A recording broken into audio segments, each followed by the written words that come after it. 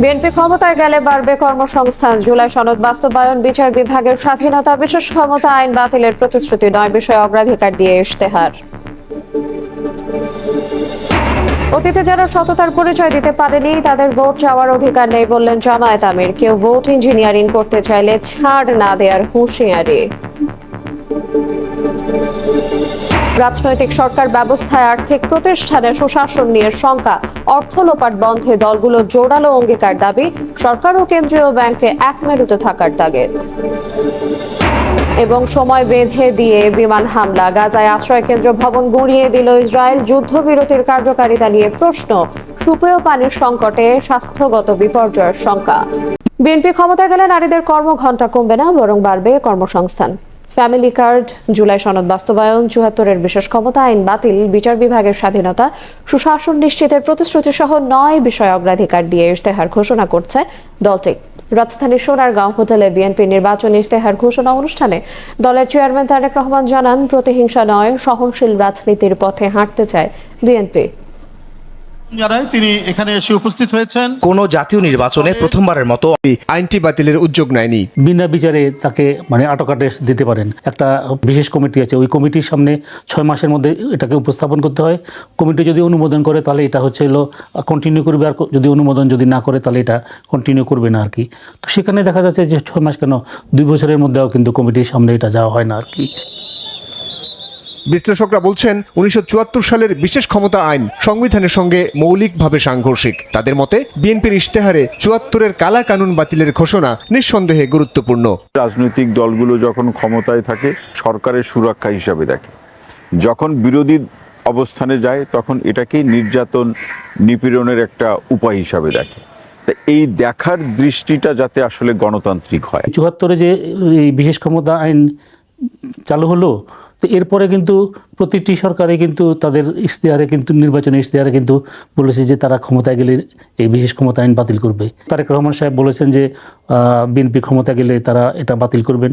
তো বিএনপি তো ক্ষমতা যাওয়ার সম্ভাবনা আছে, তো বাতিল যদি করে এটাকে আমরা ইতিবাচক হিসেবে দেখছি। ইশতেহারে বলা হয়েছে, রাষ্ট্র পরিচালনার দায়িত্ব পেলে যজ্ঞের গুম প্রতিরোধে আন্তর্জাতিক মান বজায় রেখে আইনি ব্যবস্থা নেওয়ার পাশাপাশি নিশ্চিত করা হবে বিচার বিভাগের পূর্ণ স্বাধীনতা, গঠন করা হবে জুডিশিয়াল কমিশন। প্রকৃত মেধাবী এবং যোগ্য লোক তখনই নিয়োগপ্রাপ্ত হবে যদি পাবলিক সার্ভিস কমিশন যদি তাদের যে সাংবিধানিক যে দায়িত্ব, ওই দায়িত্বটা যদি সঠিকভাবে পালন করে।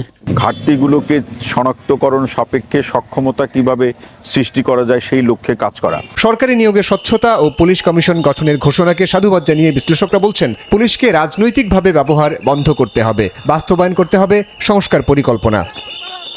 সাইফুল রুদ্র, সময় সংবাদ, ঢাকা।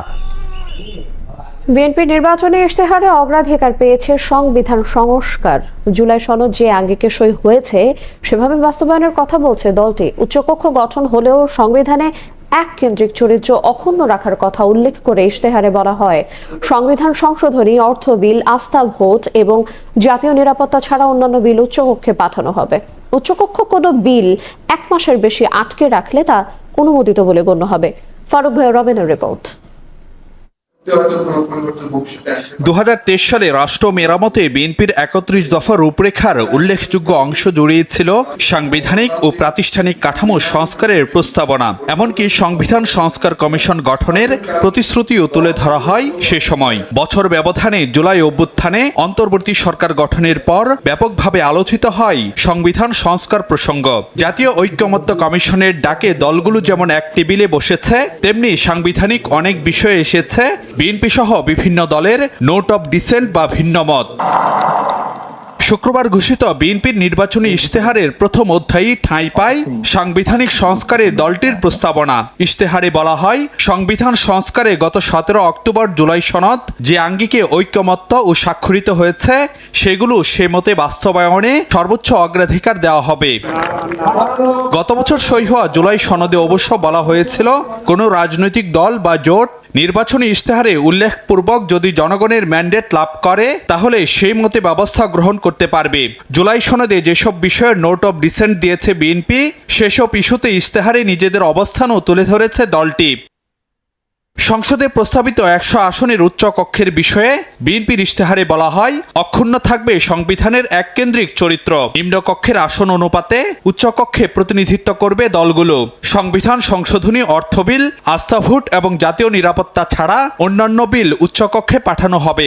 উচ্চকক্ষ কোনো বিল ১ মাসের বেশি আটকে রাখলে তা অনুমোদিত বলে বিবেচিত হবে। উচ্চকক্ষে কমপক্ষে 10% নারী সদস্য থাকবেন। তবে সাধারণ নির্বাচনের প্রার্থী তালিকার সময় উচ্চকক্ষের তালিকা প্রকাশের প্রয়োজন হবে না। সংসদে আলোচনা ও জুলাই সনদের ভিত্তিতে নির্ধারিত হবে নির্বাচনকালীন দল নিরপেক্ষ তত্ত্বাবধায়ক সরকার ব্যবস্থার রূপরেখা। তবে বিচার বিভাগ ও রাষ্ট্রপতিকে তত্ত্বাবধায়ক ব্যবস্থার বাইরে রাখতে চায় বিএনপি। ইশতেহারে বলা হয়, কার্যকর নির্বাচন কমিশন গঠনে জুলাই সনদের ভিত্তিতে সংবিধানের প্রয়োজনীয় সংশোধনী আনা হবে। সরকারি কর্ম কমিশন, দুর্নীতি দমন কমিশন গঠন এবং মহা হিসাব নিরীক্ষক ও নিয়ন্ত্রক নিয়োগে প্রয়োজনীয় আইন করা হবে। এছাড়া বাংলাদেশ ব্যাংকের গভর্নর এবং এনার্জি রেগুলেটরি কমিশনের চেয়ারম্যান সদস্যদের আইন অনুসারে নিয়োগ দিবে সরকার।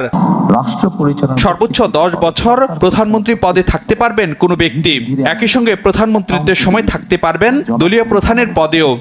ইশতেহারে বিএনপির প্রতিশ্রুতি, আপিল বিভাগের জ্যেষ্ঠতম 2 বিচারপতি থেকে একজনকে প্রধান বিচারপতি নিয়োগে সাংবিধানিক বাধ্যবাধকতা নিশ্চিত। সুপ্রিম জুডিশিয়াল কাউন্সিলকে আরও শক্তিশালী ও ইখতিয়ার বাড়ানো হবে। সুপ্রিম কোর্টের স্থায়ী আসন থাকবে রাজধানীতে, তবে প্রত্যেক বিভাগে 1 বা একাধিক স্থায়ী বেঞ্চ প্রতিষ্ঠা করতে পারবেন প্রধান বিচারপতি। অধস্থন আদালতের বিচারকদের চাকরির নিয়ন্ত্রণ সম্পূর্ণভাবে সুপ্রিম কোর্টের ওপর ন্যস্ত করতে সংবিধানে প্রয়োজনীয় সংশোধনী আনা হবে। আইনজীবীদের সংগঠন করা রাজনৈতিক ও সাংবিধানিক অধিকার নীতি সমুন্নত রাখবে বিএনপি। রাষ্ট্রপতি ও প্রধানমন্ত্রীর ক্ষমতায় ভারসাম্য, উপরাষ্ট্রপতি পদ তৈরি, সরকারি দলের বাইরে থেকে একজন ডেপুটি স্পিকার মনোনয়ন, সংসদের গুরুত্বপূর্ণ কয়েকটি স্থায়ী কমিটির সভাপতি বিরোধী দল থেকে মনোনয়ন, সংবিধানের 70 অনুচ্ছেদ সংশোধন, অগণতান্ত্রিক সংশোধনী বাতিল, বিচার বিভাগের স্বাধীনতা, ন্যায়পাল নিয়োগ, রাষ্ট্রপতির ক্ষমায় নীতিমালা, জুলাই অভ্যুত্থানকারীদের আইনি ও সাংবিধানিক সুরক্ষার কথা বলা হয় বিএনপির ইশতেহারে। রাষ্ট্র পরিচালনার মূলনীতিতে ফেরানো হবে সর্বশক্তিমান আল্লাহর প্রতি পূর্ণ আস্থা ও বিশ্বাস। সুশাসন নিশ্চিত করা। ফারুক ভিয়া, রবিন, সময় সংবাদ, ঢাকা। নির্বাচনের আগে ঢাকার বাইরে আজ শেষ সফরে যাচ্ছেন তারেক রহমান। উত্তরাঞ্চলের 3 জেলায় নির্বাচনী জনসভায় যোগ দেবেন তিনি।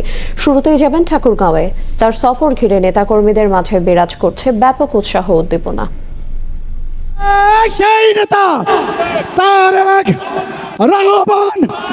ত্রয়োদশ জাতীয় নির্বাচনকে সামনে রেখে উত্তর দক্ষিণ বঙ্গসহ দেশের বিভিন্ন অঞ্চলে সফর করেছেন বিএনপি চেয়ারম্যান তারেক রহমান। প্রতিটি জনসভায় কর্মী সমর্থকদের পাশাপাশি ছিল সাধারণ মানুষের ঢল। শেষ নির্বাচনী সফর এবার ঠাকুরগাঁও, নীলফামারী ও দিনাজপুরে যাবেন তারেক রহমান।